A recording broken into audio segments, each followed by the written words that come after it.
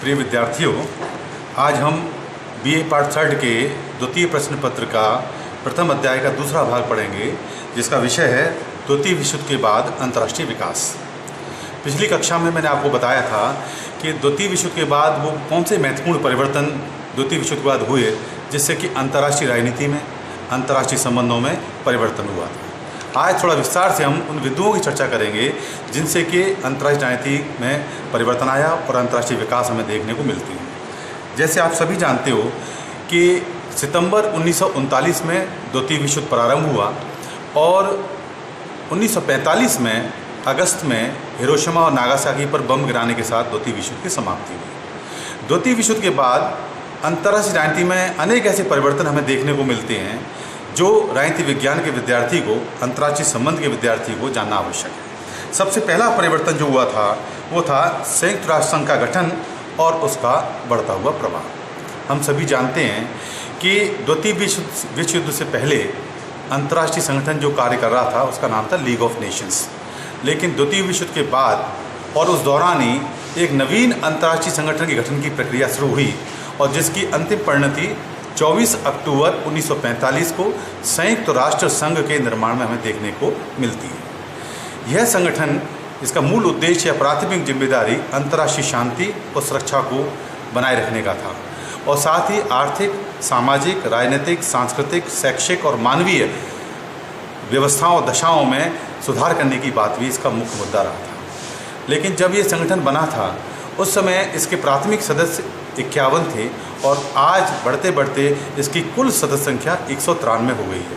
तो अंतर्राष्ट्रीय राजनीति में एक बहुत महत्वपूर्ण परिवर्तन जो हमें देखने को मिलता है वो है कि यूएनओ के गठन के साथ ही अंतर्राष्ट्रीय राजनीति में शांति और सुरक्षा को स्थायित्व प्रदान हुआ है और उसका साक्षात प्रमाण यह है कि अभी तक आज दिनांक तक तृतीय विश्व युद्ध की संभावनाएं हमें देखने को नहीं मिल रही। दूसरा परिवर्तन जो हमें देखने को मिलता है वो है अमेरिका व सोवियत संघ का अंतर्राष्ट्रीय राजनीति में महाशक्ति के रूप में उदय और उसके साथ ही यूरोपीय प्रभुत्व का अंत। आप सभी जानते हो कि द्वितीय विश्व युद्ध से पहले, या हम कह सकते हैं कि कोलंबस के द्वारा अमेरिका की खोज की गई थी, तब से लेकर और द्वितीय विश्व युद्ध तक की पूरी राजनीति यूरोपीय राजनीति थी। क्योंकि यूरोप में जितने महाशक्तियाँ थीं, चाहे वो ब्रिटेन रहा हो, चाहे फ्रांस, चाहे Spain, Sweden, Austria, Turkey, Germany, Italy, ये सारे देशों ने पूरे विश्व के अंदर अपने साम्राज्य और उपनिवेशवाद स्थापित किए थे। लेकिन द्वितीय विश्व युद्ध के दौरान जो युद्ध लड़ा गया वो मुख्य रूप से यूरोपीय भूमि पर लड़ा गया था और इसका परिणाम ये हुआ कि इनकी सभी की अर्थव्यवस्था छिन्न भिन्न हो गई और जैसे ही द्वितीय विश्व समाप्त हुआ ये अपने उपनिवेशों और साम्राज्य को कायम रखने में सफल नहीं हो पाए और धीरे धीरे करके उपनिवेशवाद और साम्राज्यवाद समाप्त हो गया और दुनिया में दो ही महाशक्तियाँ रह गईं, एक संयुक्त राज्य अमेरिका और दूसरा सोवियत संघ। इन दोनों महाशक्तियों के मध्य आज तक अंतर्राष्ट्रीय राजनीति का जो है हमें दृश्य देखने को मिलता है और हम कह सकते हैं कि द्वितीय विश्व युद्ध के बाद अंतर्राष्ट्रीय राजनीति का द्विध्रुवीकरण हो गया, पूर्वी ध्रुव और पश्चिमी ध्रुव। पश्चिमी ध्रुव जो कि पाश्चात्य विचारधारा पर आधारित था, लोकतांत्रिक मूल्यों पर आधारित था, उसका नेतृत्व अमेरिका ने किया और पूर्वी ध्रुव जो कि साम्यवादी विचारधारा पर आधारित था उसका नेतृत्व सोवियत संघ ने किया।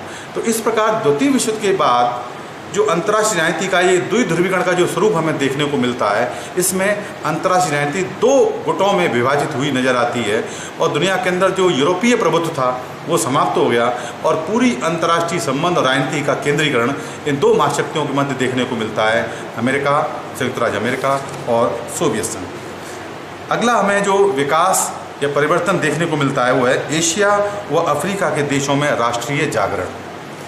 ये बहुत बड़ा महत्वपूर्ण परिवर्तन देखने को मिलता है। आप जानते हो कि जैसे ही द्वितीय विश्व समाप्त हुआ तो दक्षिणी हेमिस्फीयर, ग्लोब के दक्षिणी गोलार्ध के जितने देश हैं, चाहे एशिया महाद्वीप के देश रहे हों, चाहे अफ्रीका महाद्वीप के देश रहे हों और चाहे वो लैटिन अमेरिका महाद्वीप के देश, इन देशों ने धीरे धीरे करके स्वतंत्रता प्राप्त की। क्योंकि यही वो देश थे वो उत्तर के विकसित देशों के नियंत्रण में रहे थे, उनके उपनिवेशवाद के नियंत्रण में रहे थे, उनका साम्राज्यवाद इन देशों पर था। लेकिन द्वितीय विश्व युद्ध के बाद जैसा कि मैंने पूर्व में बताया कि यूरोपीय प्रभुत्व समाप्त हो गया तो ये देश धीरे धीरे करके आज़ादी प्राप्त करने लगे और धीरे धीरे करके इनमें जागरण आया, एशिया महाद्वीप के देशों में, अफ्रीका महाद्वीप के देशों में और लैटिन अमेरिका महाद्वीप के देशों में, और यहाँ पर प्रजातांत्रिक मूल्यों के आधार पर सरकार की स्थापना हुई। और इस प्रकार से दुनिया की राजनीति दक्षिणी महाद्वीप, दक्षिणी हेमिस्फीयर के देशों में हमें देखने को मिलती है। इसके बाद अगला परिवर्तन जो हमें देखने को मिलता है वो था अमेरिका द्वारा हिरोशिमा और नागासाकी, जापान का शहर नागासाकी पर अणु बम का प्रयोग हुआ, और उसके साथ ही परमाणु युग का सूत्रपात हमें देखने को मिलता है।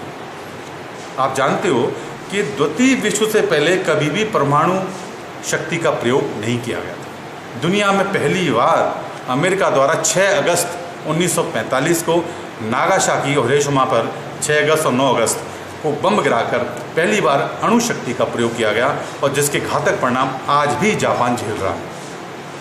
हम सभी जानते हैं कि ये जो अणु युग और अणु शक्ति का जो सूत्रपात हमें 1945 में देखने को मिलता है, ये केवल 45 में ही नहीं थमा।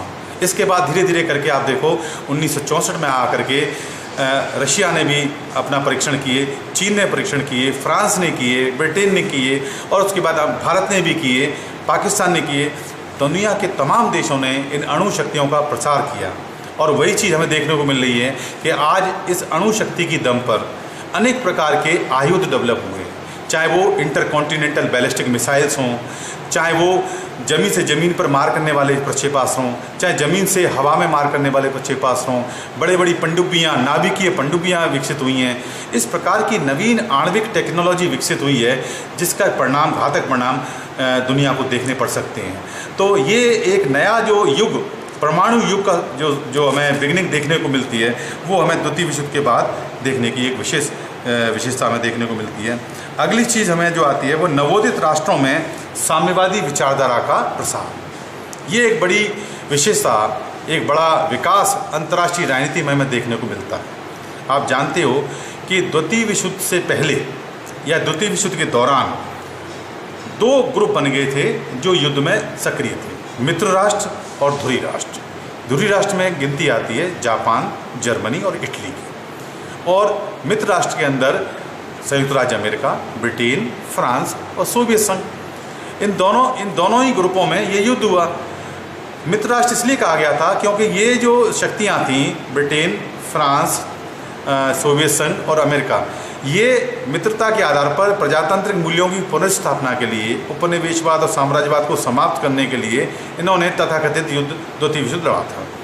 लेकिन वास्तविक रूप से यदि देखा जाए तो ये मित्र राष्ट्रों में 2 प्रकार की विचारधाराएँ थीं। एक पाश्चात्य या पश्चिमी प्रजातांत्रिक मूल्यों पर आधारित विचारधारा, और एक पूर्वी साम्यवादी विचारधारा। सोवियत संघ साम्यवादी विचारधारा का प्रणेता था। उसका प्रयास ये था कि धीरे धीरे करके जो नए देश आज़ादी प्राप्त कर रहे हैं, वो देश जो कभी उपनिवेशवाद या साम्राज्यवाद के शिकार रहे थे, जैसे ही द्वितीय विश्व समाप्त हुआ और पश्चिमी यूरोपीय प्रभुत्व का अंत हुआ और इन्होंने आज़ादी प्राप्त की, तो एक प्रकार की होड़ इन दोनों महाशक्तियों में लग गई, अमेरिका में और सोवियत संघ में। तो एक बड़ा परिवर्तन हमें जो देखने को मिलता है, विकास देखने को मिलता है कि दुनिया के अंदर साम्यवादी विचारधारा का प्रसार करने के लिए सोवियत संघ ने अनेक प्रयास किए, अनेक सैनिक अभियान किए, और अपने प्रयासों के आधार पर उसने पूर्वी साम्यवादी देशों में, पूर्वी यूरोपीय देशों में साम्यवादी विचारधारा का प्रसार किया, वहाँ पर सैनिक हस्तक्षेप किया, जिसका प्रतिरोध अमेरिका ने भी किया। तो एक प्रकार का ये साम्यवादी विचारधारा का प्रसार पूर्वी यूरोप के अंदर, और आगे चलकर आप जानते हो 1949 में चीन में भी सांस्कृतिक क्रांति हुई माओ के नेतृत्व में। चियांग काई शेक थे, उनको परास्त किया गया, और उसके बाद चीन ने भी एशिया में, स्पेशली पूर्वी एशिया के देशों में साम्यवादी विचारधारा का प्रसार किया। तो आप देखते हो चाहे पूर्वी एशिया हो, चाहे वो पूर्वी यूरोप हो, इन देशों में चीन और सोवियत संघ ने अपनी साम्यवादी विचारधारा का अधिक से अधिक प्रसार करने का प्रयास किया। ये एक नई प्रवृत्ति हमें द्वितीय विश्व के बाद देखने को मिलती है। इसके बाद एक प्रवृत्ति और देखने को मिलती है, सैनिक संधियों का उदय। इसी क्रम में, जिस क्रम में साम्यवादी विचारधारा का प्रसार हो रहा था, उसी क्रम में पश्चिमी देश जो प्रजातांत्रिक मूल्यों पर आधारित थे, जिसकी चर्चा अभी मैंने की, इनका प्रयास ये था कि साम्यवादी प्रसार को रोका जाए, और इसको रोकने के लिए इन्होंने सैनिक संधियों का गठन करना शुरू किया, एक सामूहिक सुरक्षा के सिद्धांत के आधार पर। क्योंकि अमेरिका ने कोरिया युद्ध के दौरान 1950 में ये महसूस किया कि यदि साम्यवादी प्रसार को रोकना है तो हमें सामूहिक सुरक्षा के आधार पर सैनिक संधियों का गठन करना होगा। इसलिए उन सैनिक संधियों गठन में सबसे पहले नाटो का गठन हुआ, नॉर्थ अटलांटिक ट्रीटी ऑर्गेनाइजेशन, और उसके बाद सीटो का गठन हुआ, उसके बाद सेंटो का गठन हुआ, वारसा गठन हुआ, एंजेस गठन हुआ। ये जितने भी सैनिक संधियां हैं, नाटो का मतलब north Atlantic treaty organisation, SEATO का मतलब central treaty organisation, south east Asian treaty organisation, CENTO का मतलब सेंट्रल ट्रीटी ऑर्गेनाइजेशन मध्य पूर्व के देशों का, है ना। एंजेस का मतलब ऑस्ट्रेलिया, अमेरिका और न्यूजीलैंड, इन तीनों देशों का समूह। इन देशों ने मिलकर के एक सैनिक संगठन बनाए। उद्देश्य इनका एक ही था कि किस प्रकार साम्यवादी प्रसार को रोका जाए। उसी प्रकार इन साम्यवादी देशों ने भी जैसे वारसा नाम की संधि बनाई, उसका उद्देश्य यही था कि किस प्रकार पश्चिमी विचारधाराओं का प्रसार रोका जाए और अधिक से अधिक ये जो नवोदित राष्ट्र हैं, एशिया महाद्वीप के, अफ्रीका महाद्वीप के, लैटिन अमेरिका महाद्वीप के, जिनको कि हम तृतीय विश्व की देश की श्रेणी में मानते हैं, इनमें साम्यवादी विचारधारा का प्रसार कैसे किया जाए जिससे कि राजनीतिक नेतृत्व स्थापित किया जाए और विश्व के अंदर अपनी चौधराहट स्थापित की जाए। इस प्रकार के संघर्ष के कारण एक सैनिक संधियों की एक बाढ़ सी आई और दुनिया में इस प्रकार के सैनिक संधि और सैनिक गुटबंदी हमें देखने को मिलती है। और इसी के परिप्रेक्ष्य में जब सैनिक संधियाँ होने लगी, इन दोनों महाशक्तियों में द्वंद्व शुरू हुआ, तो उसका परिणाम हुआ शीत युद्ध का आरंभ। ये शीत युद्ध का आरंभ द्वितीय विश्व युद्ध के बाद से लेकर के और 1989-90 तक चला। 89-90 तक इसलिए क्योंकि 90 में साम्यवादी जो विचारधारा है उसका पतन होना शुरू हो गया। 1990-91 में सोवियत संघ का विघटन हुआ और उसके साथ पूर्वी यूरोपीय देश में जो साम्यवादी देश थे उनकी सत्ताएं भी गिर गईं। लिहाजा दुनिया में जो द्विध्रुवीकरण का दौर शुरू हुआ था, जिसकी चर्चा मैंने अभी की, और जिसके कारण दुनिया में शीत युद्ध प्रारंभ हुआ, वो 1990 तक आते आते उसकी समाप्ति हो गई। लेकिन इस शीत युद्ध प्रारंभ होने के लिए कारण क्या था? शीत युद्ध है क्या, ये जानना जरूरी है। शीत युद्ध, जैसा कि इसका शब्द स्पष्ट है, शीत माने ठंडा, अर्थात युद्ध माने गर्म, शीत मतलब ठंडा, अर्थात ऐसा युद्ध जो ठंडा है। इस शाब्दिक अर्थ में समझाने का प्रयास कर रहा हूँ। इसका मतलब ये निकलता है कि शीत युद्ध कोई सशस्त्र संघर्ष लड़ा जाने वाला युद्ध नहीं था, युद्ध भूमि में लड़ा जाने वाला संघर्ष नहीं था। शीत युद्ध का मतलब इन दोनों महाशक्तियों के मध्य राजनीतिक प्रतिद्वंद्विता थी। ये दोनों महाशक्तियाँ अपने अपनी चौधराहट स्थापित करने के लिए जो नवोदित राष्ट्र थे, जो गरीब पिछड़े हुए देश थे, जिनको हम तृतीय विश्व कहते हैं, इन देशों को अपने पक्ष में करना, इन देशों में अपनी अपनी विचारधाराओं को थोपना, जिससे कि दुनिया के अंदर ये अपनी राजनीतिक वर्चस्व को स्थापित कर सकें। और इसलिए इन दोनों महाशक्तियों में एक दूसरे को कमज़ोर करने का, एक दूसरे को नीचा दिखाने का, घृणा, द्वेष, शंका, भय, इस प्रकार का एक अज्ञात आतंक का माहौल क्रिएट होगा। लेकिन वास्तविक रूप से कूटनीतिक शक्ति जो संबंध बने रहे, लेकिन आंतरिक तौर पर इन दोनों में अविश्वास की एक अवधारणा उत्पन्न हो गई। एक दूसरे के खिलाफ बोलने लगे। कई बार इसलिए कई विचारक कहते हैं ये अखबारों से लड़ा जाने वाला युद्ध था, या ये समाचारों के गोलों से लड़ा जाने वाला युद्ध था। भाव यही है कि ये शीत युद्ध युद्ध भूमि में सशस्त्र रूप से लड़ा जाने ना हो करके ये एक प्रकार का मानसिक युद्ध था। एक प्रकार इन दोनों महाशक्तियों के मध्य में अविश्वास, एक दूसरे को कमज़ोर करने की जो भी रणनीतियाँ होती हैं उनको ये स्थापित कर रहे थे। और इस आधार पर पूरे 1945 से लेकर और 1990 तक इस प्रकार का एक अविश्वास का माहौल दुनिया में देखने को मिलता है। लेकिन वो परिस्थितियाँ 1990-91 तक सोवियत संघ के विघटन के साथ साम्यवादी जो गुट था, जो समूह था पूर्वी यूरोप का, उसके विघटन के बाद ये समाप्त हो गया। तो एक नई प्रवृत्ति शीत युद्ध का जो प्रारंभ और अंत, ये हमें देखने को मिलता है। और इसी के साथ एक विशेषता और देखने को मिलती है, वो है साम्राज्यवाद और उपनिवेशवाद का अंत। आपको मैंने बताया ही था पूर्व में कि जैसे ही द्वितीय विश्व समाप्त हुआ, यूरोपीय शक्तियाँ जिनका भी पूरी दुनिया में साम्राज्य और उपनिवेशवाद स्थापित था, वो समाप्त हो गए। समाप्त होने के पीछे दो महत्वपूर्ण कारण हमें नज़र आते हैं। एक तो ये कारण कि ये महाशक्तियों की आर्थिक और सैनिक जो क्षमता है वो क्षीण हो गई थी द्वितीय विश्व में, क्योंकि पूरा द्वितीय विश्व अधिकांशतः यूरोप की भूमि पर लड़ा गया था। और इसलिए जितना भी नुकसान हुआ जन का, धन का, वो यूरोप की भूमि पर हुआ। दोनों ही, चाहे मित्र राष्ट्र रहे हों चाहे वो ध्रुवीय राष्ट्र रहे हों, इनकी जो है आर्थिक और सैनिक जो क्षमताएँ वो क्षीण हो गई थी। अतः ये जो यूरोपीय शक्तियाँ थीं, ये अपने उपनिवेशों को और अपने साम्राज्यों को बनाए रखने के लिए सक्षम नहीं थी। इसलिए धीरे धीरे करके ये देश इनके चंगुल से निकलते गए। वहीं दूसरी ओर जो द्वितीय विश्व युद्ध लड़ा गया था, उसका अटलांटिक चार्टर में हस्ताक्षर किए थे अमेरिका और ब्रिटेन ने। उस चार्टर का उद्देश्य ये था कि हमें दुनिया में पुनः प्रजातांत्रिक मूल्यों की स्थापित करना है। हमें इन साम्राज्यवादी और उपनिवेशवादी जो व्यवस्थाएं हैं उनको समाप्त करना है। आत्मनिर्णय के आधार पर राष्ट्रों को स्वाधीनता प्राप्त कराना है। और जैसे द्वितीय विश्व समाप्त हुआ, यूएनओ का गठन हुआ, तो धीरे धीरे करके इन पिछड़े हुए देशों में, इन साम्राज्यवादी और उपनिवेशवादी देशों में स्वतंत्रता स्वाधीनता प्राप्त करते गए और वहाँ उपनिवेशवाद और साम्राज्यवाद समाप्त हो गया और प्रजातांत्रिक मूल्यों के आधार पर स्वतंत्र सरकारें स्थापित होती गईं। तो धीरे धीरे करके एक नई प्रवृत्ति देखने को मिलती है कि जो द्वितीय विश्व से पहले जितने भी साम्राज्य और उपनिवेश थे वो समाप्त होते गए और वहाँ पर प्रजातांत्रिक मूल्यों के आधार पर सरकारें स्थापित होती गई। एक नया प्रवृत्ति हमें देखने को मिलती है, वो है गुट निरपेक्षता की नीति। 1961 में आप जानते हो पहला बेलग्रेड में गुट निरपेक्ष सम्मेलन आयोजित हुआ था। ये एक नई प्रवृत्ति हमें द्वितीय विश्व युद्ध के बाद अंतर्राष्ट्रीय राजनीति में देखने को मिलती है, जिसका कि काफ़ी बड़ा महत्व रहा है।